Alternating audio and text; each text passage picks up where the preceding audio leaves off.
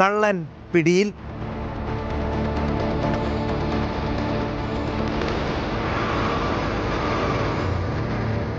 കണ്ണൂരിൽ ക്ഷേത്രങ്ങൾ കേന്ദ്രീകരിച്ച് മോഷണം നടത്തുന്നയാൾ പിടിയിൽ. തൂണേരി സ്വദേശി കുഞ്ഞിക്കണ്ടി അബ്ദുള്ളയാണ് പോലീസിന്റെ പിടിയിലായത്. മംഗലാപുരത്തേക്ക് കടന്ന പ്രതിയെ സാഹസികമായി വലയിലാക്കുകയായിരുന്നു.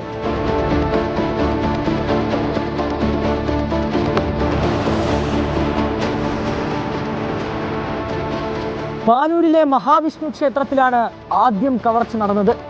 ഭണ്ഡാരം തകർത്ത് മോഷ്ടാവ് പണവുമായി മുങ്ങി. പുറ്റുവൻകാവ് ഭഗവതി ക്ഷേത്രം, തൂവക്കുന്നിലെ അയ്യപ്പ മഠം എന്നിവിടങ്ങളിലെല്ലാം പിന്നാലെ കവർച്ച നടന്നു. കള്ളനെ കണ്ടെത്താൻ പോലീസ് അന്വേഷണം ഊർജിതമാക്കി.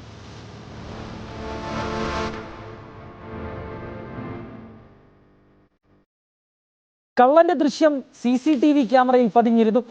ഇത് കേന്ദ്രീകരിച്ച് നടത്തിയ അന്വേഷണത്തിലാണ് മോഷണത്തിന് പിന്നിൽ കുഞ്ഞബ്ദുള്ള എന്ന് തിരിച്ചറിഞ്ഞത്.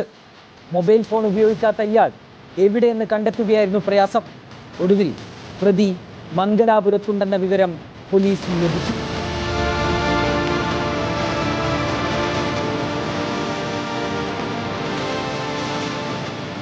മംഗലാപുരത്തെത്തിയ പോലീസ് ദിവസങ്ങളെടുത്താണ് കുഞ്ഞബ്ദുള്ളയെ വലയിലാക്കിയത്. 17-ാം വയസ്സിൽ മോഷണത്തിനിറങ്ങിയ കുഞ്ഞബ്ദുള്ള 10 വർഷം ജയിൽ ശിക്ഷയും അനുഭവിച്ചിട്ടുണ്ട്. കോടതിയിൽ ഹാജരാക്കിയ പ്രതിയെ റിമാൻഡ് ചെയ്തു.